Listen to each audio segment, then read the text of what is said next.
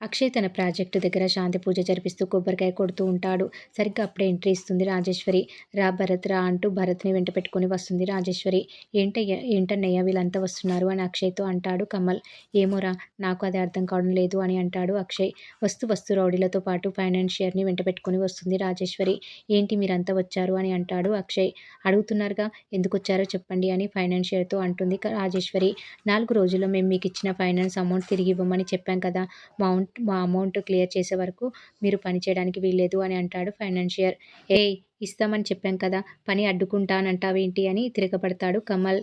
ఇక అక్షయ్ చూడండి మేము శాంతి పూజ చేయించుకుంటున్నాం, దయచేసి గొడవ చేయొద్దు, మీ డబ్బు 2 రోజుల్లో సర్దుబాటు చేస్తాం వెళ్ళిపోండి అని అంటాడు.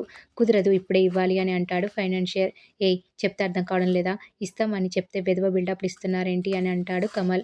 ఆ మాటతో రాజేశ్వరి ఇచ్చిన డబ్బులు అడుగుతుంటే నోటికొచ్చినట్లు పేలుతున్నావేంటి, వీళ్ళ మొహాలు చూసి మీకు డబ్బులు ఇవ్వలేదు, నా భర్త హామీ ఉన్నాడు కాబట్టి మీకు డబ్బులు ఇచ్చారు అని అంటుంది. దాంతో అక్షయ్ మామయ్య డబ్బులు ఇస్తే మామయ్యకి అడిగే హక్కు ఉంటుంది, నువ్వేదో మాకు డబ్బులు ఇచ్చినట్టు అడుగుతున్నావేంటి అని అంటాడు. ఆస్తి మొత్తం నా భర్త నాకు రాసిచ్చాడు కాబట్టి ఆస్తిపై సర్వ హక్కులు నాకే ఉంటాయి కాబట్టి మీకు ఇచ్చిన డబ్బులు ఇవ్వమని వీళ్ళు నన్ను అడుగుతున్నారు. నా భర్త ఇచ్చిన ఆస్తి నా దగ్గర ఉన్నప్పుడు ఆయన చేసిన అప్పులు కూడా నన్నే అడుగుతారు కదా అని అంటుంది రాజేశ్వరి. ఆ మాటతో అక్షయ్ నీకు నీ భర్తకి సంబంధం లేదు, మామయ్య నువ్వు వద్దని వెళ్ళిపోయినప్పుడు ఆయన గురించి నువ్వు మమ్మల్ని అడగటం ఏంటి అని అంటాడు. నా భర్త నన్ను కాదనుకుని వెళ్ళిపోయాడు తప్ప మేము విడాకులు తీసుకుని విడిపోలేదు, కాబట్టి నా భర్తకి సంబంధించిన విషయాలను అడిగే హక్కు నాకుంది అని అంటుంది రాజేశ్వరి. ఇంకా చూస్తావేంటయ్యా, ఫైనాన్స్ వ్యాపారం చేసేవాడివి, డబ్బులు ఎలా వసూలు చేసుకోవాలో తెలియదా అని అంటుంది రాజేశ్వరి. దాంతో ఫైనాన్షియర్ అతని రౌడీలు కలిసి మర్యాదగా ఈ స్థలం ఖాళీ చేసి వెళ్ళిపోండి, లేదంటే పుచ్చలు పేలిపోతాయి అని బెదిరిస్తాడు. దాంతో కమల్ ఏంట్రా రౌడీయిజం చేస్తున్నారు, మా సైట్లోకి వచ్చి మమ్మల్ని బెదిరిస్తున్నారేంట్రా అని అంటాడు. బెదిరించడం కాదురా, అడ్డొస్తే చంపేస్తామంటూ కమల్ని తోసిపారేస్తాడు రౌడీ. ఇక కమల్ దూసుకెళ్తుంటే అక్షయ్ వద్దని ఆపేస్తాడు. తర్వాత రాజేశ్వరి దగ్గరికి వెళ్ళి ఏంటత్తయ్య ఇది, నువ్వు మామయ్యపై ఉన్న కోపం మాపై చూపిస్తున్నావేంటి, మాకు డబ్బులు ఇచ్చిన ఫైనాన్షియర్ని రెచ్చగొట్టి పంపించడం కరెక్ట్ కాదు అని అంటాడు అక్షయ్. ఏంట్రా నువ్వు నాకు నీతులు చెప్తున్నావు, నువ్వు నీ పెళ్ళం కలిసి నా భర్తని జైలుకి పంపించారు, అది కరెక్టా, నీ తల్లి చనిపోయిన తర్వాత నిన్ను కన్న తల్లిలా పెంచాను, నా భర్తని విడిపించమని కాళ్ళ వేళ్ళ పడ్డా కూడా కనికరించలేదు, అది కరెక్టా, అప్పుడు నువ్వు నీ పెళ్ళం నా భర్తని జైలుకి పంపిస్తే ఇప్పుడు నువ్వు నీ పెళ్ళం దాని అమ్మ కలిసి నా భర్తని నాకు కాకుండా చేశారు, నా భర్త నన్ను వదిలేసి వెళ్ళేలా చేసి నా కాపురాన్ని కూల్చేశారు, అది కరెక్టా, నాకు నా భర్తకి సంబంధం లేదని చెప్తున్న మీరు నా భర్త ఇచ్చిన 50 లక్షలు ఎలా తీసుకున్నారా అని అంటుంది రాజేశ్వరి. ఆ మాటతో అక్షయ్ ఓ అదా మ్యాటరు, ఆ డబ్బుల కోసమే గొడవకు వచ్చారనే విషయం అర్థమైంది, మామయ్య నిన్ను వదిలి పోయాడని నువ్వే చెప్తున్నప్పుడు ఆయన ఇచ్చిన డబ్బులతో నీకేం సంబంధం అంటూ మళ్ళీ మొదటికి వస్తాడు అక్షయ్. ఆ మాటతో రాజేశ్వరి రేయ్ నీ పెళ్ళాం చాలా తెలివైనదిరా, అందుకే నా భర్త ఆస్తిపై కన్నేసింది, నా భర్తని దూరం చేసింది, నన్ను నమ్మించడానికి నా కళ్ళు కప్పడానికి నా పేరున ఆస్తిని రాయించింది, నాకు తెలియకుండా కొంత ఆస్తిని కొట్టేయాలని చూసింది, అందుకే నా భర్త దగ్గర 50 లక్షలు తీసుకుంది, నీ పెళ్ళాం ఇంకెంతమంది కాపురాలను కూల్చేస్తుంది, ఎంతమంది ఆస్తుల్ని దోచేస్తుంది, అలాంటి పెళ్ళానికి మొగుడిని అని చెప్పుకోవడానికి సిగ్గులేదా అని అంటుంది రాజేశ్వరి. ఆ మాటతో అక్షయ్ అత్తయ్య అంటూ పెద్దగా అరుస్తూ నా భార్య గురించి ఇంకొక మాట మాట్లాడితే బాగోదు అని అంటాడు. ఏంట్రా నన్ను బెదిరిస్తున్నావు, నా ముందు వెనుక ఎవరు లేరనేగా నన్ను మోసం చేస్తున్నారు, నా భర్త తోడు లేదనే కదా నన్ను బెదిరిస్తున్నావు అని అంటుంది రాజేశ్వరి అక్షయ్తో.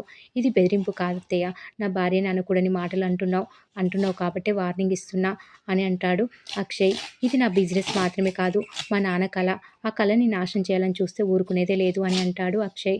ఊరుకోకపోతే ఏం చేస్తావురా, నీ పెళ్ళం నా కాపురాన్ని కూల్చితే నువ్వు నన్ను చంపేస్తావా అని అంటుంది రాజేశ్వరి. చీచి నీ భర్తపై పగ తీర్చుకోవడానికి ఇక్కడికి వచ్చావా అని అంటాడు కమల్. అవునరా పగ తీర్చుకోవడానికే వచ్చాను, నా భర్త నన్ను వదిలేసి వెళ్ళిపోయాడని న్యాయం చేయమని వస్తే మీరు అనరాని మాటలు అన్నారు, మీ మాటలు భరించలేక చావాలని అనుకున్నాను, అప్పుడైనా నాకు న్యాయం చేశారా, కానీ ఇప్పుడు నా టైం వచ్చింది, నా డబ్బు నాకు ఇచ్చే వరకు ఇక్కడి నుంచి కదిలేదే లేదు, మిమ్మల్ని ఎవడు కాపాడతాడో నేను చూస్తాను అని అంటుంది రాజేశ్వరి. ఏంటి వెనుక 4 రౌడీలు వెంటేసుకుని వస్తే చూస్తూ ఊరుకోవడానికి నేను చేతగాని వాడిని అనుకుంటున్నావా అని అంటాడు అక్షయ్.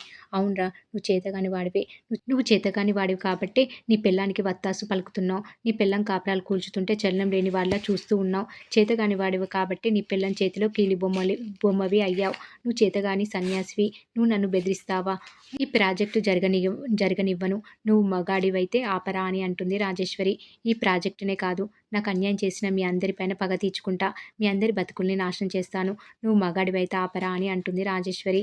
ఏయ్! నువ్వు ఆడదానివనే ఒకే ఒక కారణంతో నువ్వు ఇన్ని మాటలు అన్నా ఆగాను.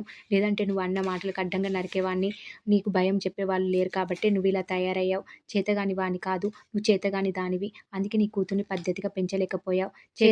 చేతగాని దానివి కాబట్టే నీ భర్తని మార్చుకోలేకపోయావు. నువ్వు చేతగాని దానివి కాబట్టే మంచిగా మారిన నీ భర్తని క్షమించలేకపోయావు. నీ కాపురాన్ని నిలబెట్టుకోలేక నీ భర్త నిన్ను వదిలేసి పోయేలా చేసుకున్నావు.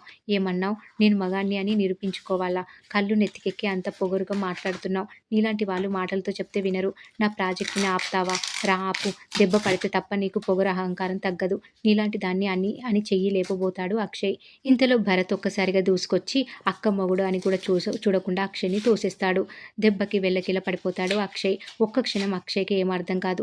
అలా చూస్తూ ఉండిపోతాడు. ఆ తర్వాత తేరుకొని నన్ను తోస్తావా? ఇది నీకు సంబంధం లేని విషయం రా అని అంటాడు అక్షయ్. ఆ మాటతో భరత్ సంబంధం ఉంది. ఎందుకంటే ఆమె నా మేడం. ఆమె నా బాస్పై చేయి వేస్తే ఊరుకునేదే లేదు అని అంటాడు భరత్. దాంతో అక్షయ్ నువ్వెంట్రా మధ్యలో అని చెయ్యి లేపుతాడు. భరత్ తిరగబడి లాగిపెట్టి అక్షయ్ని చెంపపై కొడతాడు. దెబ్బకి దిక్కులు కనబడతాయి అక్షయ్కి. జరిగిన ఘోరాన్ని తలుచుకొని చెంపపై చేయి పెట్టుకొని కన్నీళ్లు వదిలేస్తాడు అక్షయ్. అది చూసిన కమల్ మా అన్నయ్య పైన చేయి వేస్తావా అంటూ దూసుకెళ్తుంటే చుట్టూన్న రౌడీలో అడ్డగించి కమల్ని చితక్కొట్టేస్తారు. అక్షయ్ ఎంత అడ్డుకున్నా అతని కళ్ళ ముందే కుమ్మేస్తారు. అన్నింటికి తెగించి వచ్చాను. ఇక్కడ శవాలు లేచినా అన్నిటికీ కారణం నువ్వే అవుతావు. అది గుర్తుపెట్టుకో. డబ్బులు ఇస్తేనే పని జరుగుతుంది. కాదని ముందుకెళ్తే ఏం జరుగుతుందో మీ ఊరికే వదిలేస్తున్నా అని హెచ్చరిస్తుంది రాజేశ్వరి. అయితే ఆ సీన్లో మాత్రం అక్షయ్ కమల్ని చూసి జాలేస్తుంది. ఏంటన్నయ్య ఇది? భరత్ నిన్ను కొడుతుంటే వాడిని అలా వదిలేసావని కమల్ అంటాడు. భరత్ నా భార్య తమ్ముడని వదిలేయలేదురా. తన అక్కని పెళ్లి చేసుకున్న భావనని వాడు మర్చిపోయాడు. కానీ వాడు నా చెల్లిని పెళ్లి చేసుకున్న భర్త అని నేను మర్చిపోలేదు. మన చెల్లెలి కోసమే ఆగిపోయాను. నా కారణంగా నా చెల్లి జీవితం నాశనం కాకూడదు. రేయ్, ఈ విషయం మన ఇద్దరి మధ్య ఉండాలి. అమ్మ అవనికి తెలిస్తే గొడవ ఇంకా పెద్దది అవుతుందని కమల్ నోరు నొక్కేస్తాడు అక్షయ్. అటు పార్వతి దేవుడి ముందుకు వెళ్ళి నా భర్త ఆరోగ్యాన్ని బాగు చేయి. నా కొడుకు నా ఇంటికి వచ్చేటట్టు చేయి. నా కొడుకు కోడలు తిరిగి వచ్చేలా చేయి స్వామి. వ్యాపారం అడ్డంకి లేకుండా జరిగేటట్టు చేయని కోరికల చిట్ట విప్పుతూ ఉంటుంది. దెబ్బకి దేవుడు పారిపోయేటట్టుగా ఉంటాడు. మరి ఈమె తిప్పలు దేవుడికి చెప్తుంటే మరి దేవుడు ఈమె కోరికలు తీరుస్తాడా లేదా అనేది రాబోయే ఎపిసోడ్లో తెలుసుకుందాం. ఈ వీడియో కనుక మీకు నచ్చినట్లయితే లైక్ చేయండి, షేర్ చేయండి, సబ్స్క్రైబ్ చేయడం మాత్రం మర్చిపోకండి. Please subscribe.